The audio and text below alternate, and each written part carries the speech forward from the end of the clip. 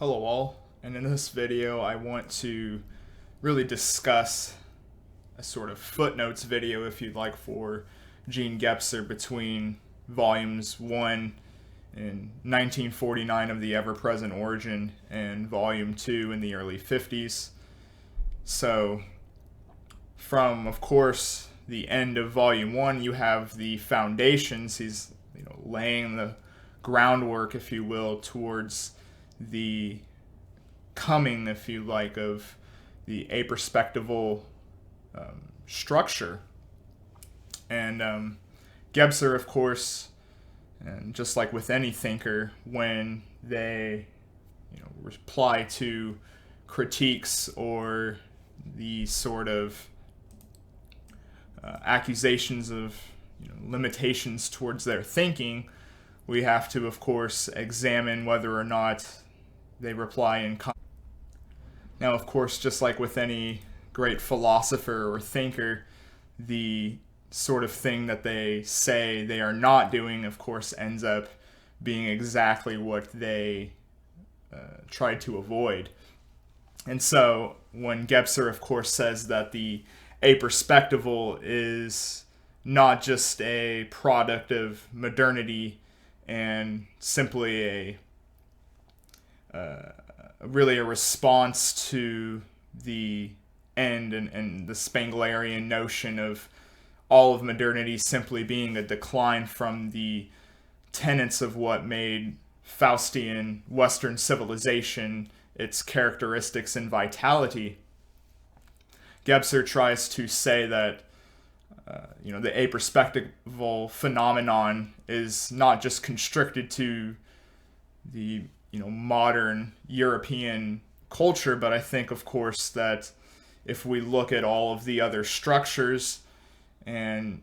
notice in their placement, their sort of multiplicity, if you'd like, of varying high cultures and civilizations or generations, if you'd like, with someone like Toynbee. And with the rise of going from the non-perspective to perspective to the aperspective,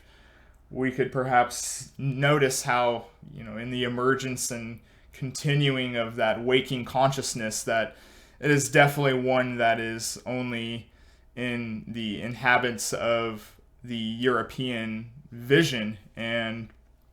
the sort of Eurocentric revelations with physics, with science, with art, as the waking consciousness has developed in Gebser's own model. It increasingly becomes more Eurocentric. And now, of course, this is not a new critique of Gebser, and this is likely why he tried to address this in Volume 2. Whether or not you think that that is legitimate, I believe in a much different way, and using Gebser's own metaphors, we could perhaps see some of the paradoxes that are really inhabiting much of the political discourse that we see now in late postmodernity or hypermodernity. And so despite this, I don't think that Gebser's model of the aperspective alludes away from the fact that it is very much a Eurocentric model, and I take that very seriously with my readings of it, to say that in a similar way it is very much like the paradox and the deficiency of the shift from the perspectival cutting of the world into one single point of view in the horizon, and with paradox then really enters the arationalistic, or going beyond the rational, with, of course, it going towards the horizon where you have a sort of inner truth within that proposition that creates the paradox. And Pascal's example that we talked about in the last video, where we're going beyond the rational or mental logos of propositions. And I think in this similar way, we could say, as Gebser sees waking consciousness as continuing along a sort of high European cultural face, that this entire project of going from perspectival to aperspectival was a part of that Eurocentric spirit. It's sort of telos, if you would like. And this sort of paradox, then, I think is very poignant to how, as European culture has sort of denigrated itself, quite literally, it no longer has even a will in contemporary politics to sustain itself in many regards. As you know, we see a lot of ideologies rise with the implications of trying to erase European culture, to correct this wrong in this sort of way. And yet I think, through the interior logic here, and Gebser's models of history going from the rational to the aperspectival was ultimately embedded with that European notion of difference, of having a sort of diversity, of having more than one point of view. And I think this is how you perhaps would, of course, as Gebser would suggest, history is much more than just bloodshed on a battlefield. If we want to talk about knowledge, if we want to talk about culture, if we want to talk about the arts, then we have to understand it's much more than just gunfire or cannon fire and just these innovations of techniques that we see dominating historical discourse in today's world, but instead of seeing how, as European culture has denigrated itself, then we don't really understand difference and its utility, its novelty, or in Gebserian terms, if you'd like, we are seeing the aperspective go into a deficient mode where, just the representation of diversity, such as, films like Black Panther would show Wakanda as this, utopian vision of, and of course, many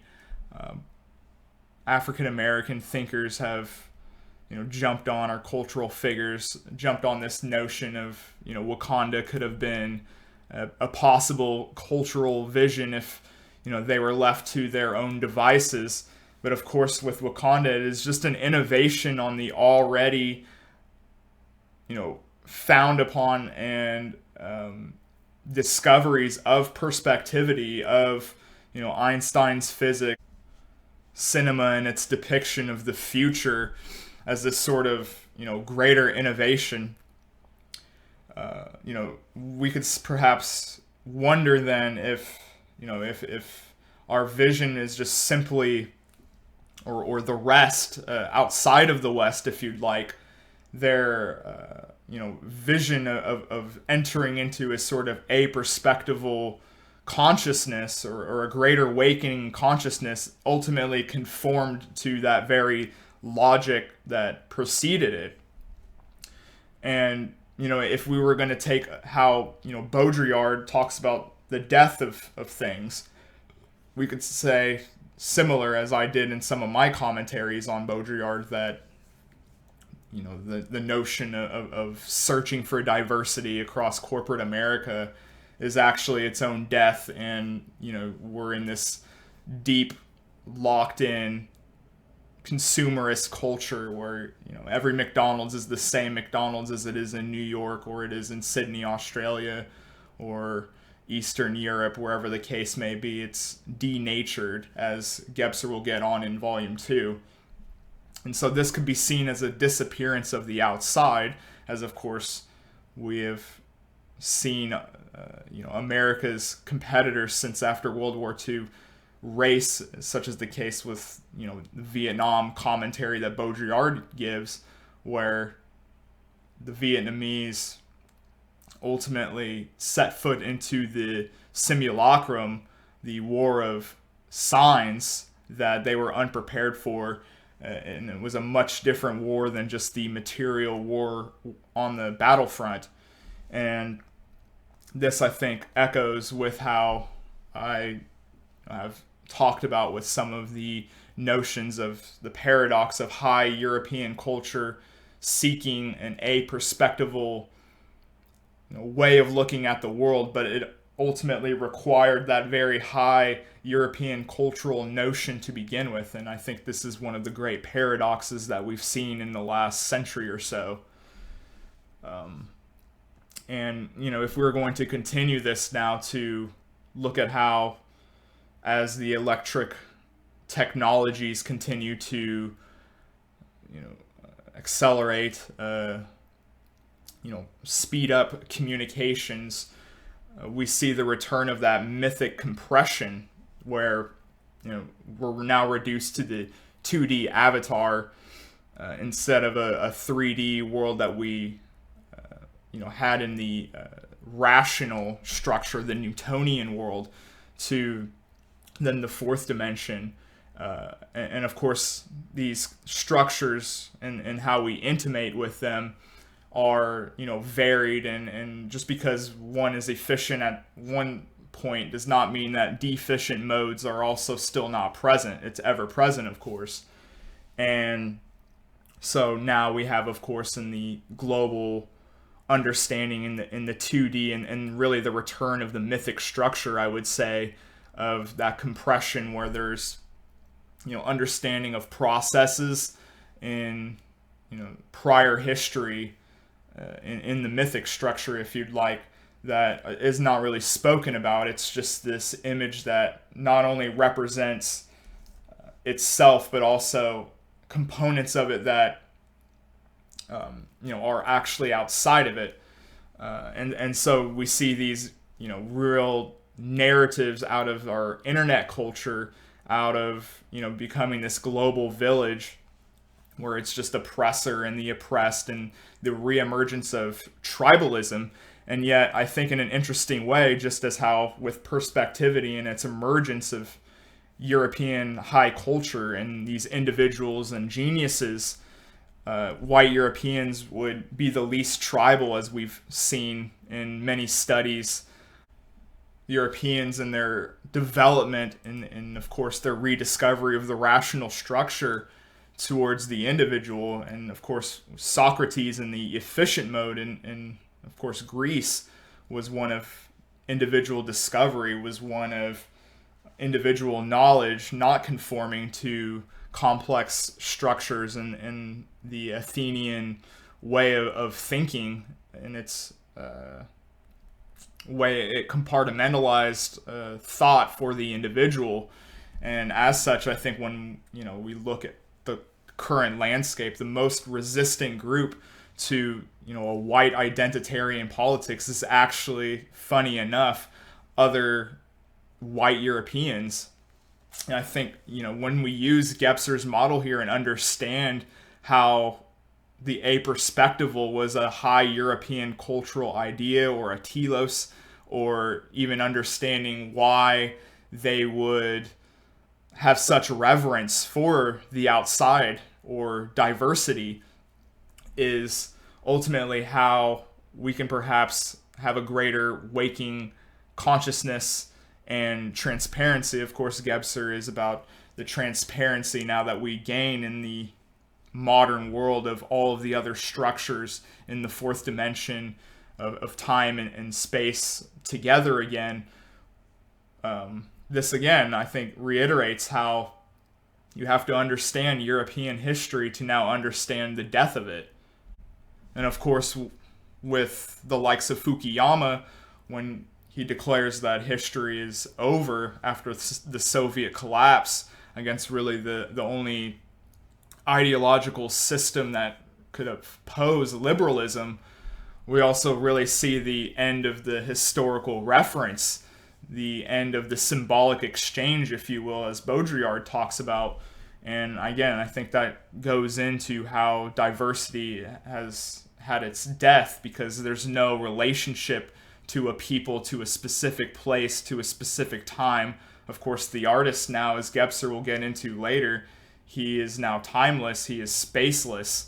and as such, history then comes into question, or its authenticity. And so in order to really understand history now, we must look back and see what we are actually lacking in that intimacy despite the fact that we now do no longer really have that historical reference due to the implications of hypermodernity. So, dealing with these several paradoxes, of course, we could just simply say that Gebser was wrong about, the aperspectival bringing about a sort of balance, if you would like, but actually understanding the limitations of it as a high European cultural idea is, I think,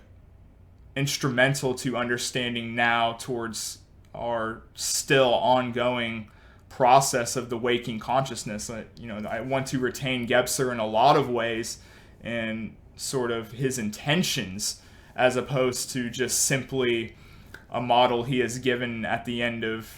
his specific cultural time period. You can also see how in today's world, or the fourth dimension, if you'd like, where time and space reincorporate and piece together where perspectivity had cut it apart, then we once again have to take up the task of understanding what it means to be free of time by, of course, looking at the past. And as such, to then turn to how the aperspectival is, of course, a modern incarnation, such as with Freud and Jung and their discoveries and the psychoanalysis of these different structures. Of course, they're put through, in order to be aperspectival, we had to have been perspectival. In order to have the aperspectival, we have to understand its foundations in Volume 1. Or the theories of Einstein, if you'd like, and how that would apply to current understanding of light speed technologies that reduce us to the 2D in order to communicate in such a way. And so the liquidation of the economic norms, or the sort of Marxist classical hard economics, such as the Ford factory of labor theory, and even with truth in, of course, liquid postmodernity, truth today is not going to be true tomorrow. And liquid modernity, I think, to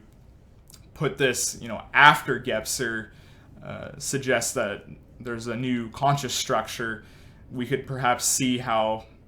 we've accelerated it to a deficient mode. And when we look, of course, as well to really just philosophy of history as a whole, philosophy of history has always worked in a sort of metaphor capacity, because a waking conscious analysis, as we've talked about, is of course an exterior process, and this is the same for a philosophy of history. It works metaphorically because we cannot understand novel events or history, as you'd like, in the moment it's actually happening. It's an exterior project,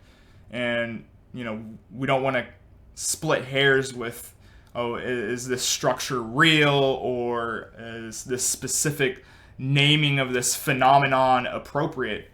It's not so much about just the framework of a certain culture and how they describe something, but what about the phenomena as it actually is? And of course, that's perhaps impossible to truly step into, but nonetheless, if you look at all the great German thinkers such as Spengler or Gebser, it makes sense in a way that the Faustian man, who is the most historical, who wants to uncover the most mysteries of past cultures, would actually develop a sort of culture, or a sort of decline, if you want to use Spengler here, that would also involve the termination of history. As the understanding grew greater, as waking consciousness has grown, we have become less bound to history. And this, of course, is going to make more sense maybe in the next video when we talk about the artist and the muse, and its relationship to time, and now its lack of relationship in the aperspectival. So really, to summarize and in summation, I would direct that despite the fact that the aperspectival world is very much a high European cultural idea and manifests itself in such a way, despite this limitation. I think paradoxically, in order for us to be aperspectival, required the very notion of delving into high European culture as such. And I think this little caveat here really applies to how we could perhaps see the decline really of the aperspectival. Just as Gebser seems to be writing this about the modern world, it seems to be just finishing up. And of course, as mentioned earlier, when we talk of that process of the waking consciousness, is an exterior process. And so whenever we announce something as new, that's actually most likely it becoming old, because of course we're always in the exterior process as historians. And so I think this short little video here, it's pretty jam-packed in between the volumes 1 and some of the fresh ideas that he expands or looks to rehash, if you will, in volume 2. And I think there's a lot of interesting things to take out of these limitations to apply to current cultural events.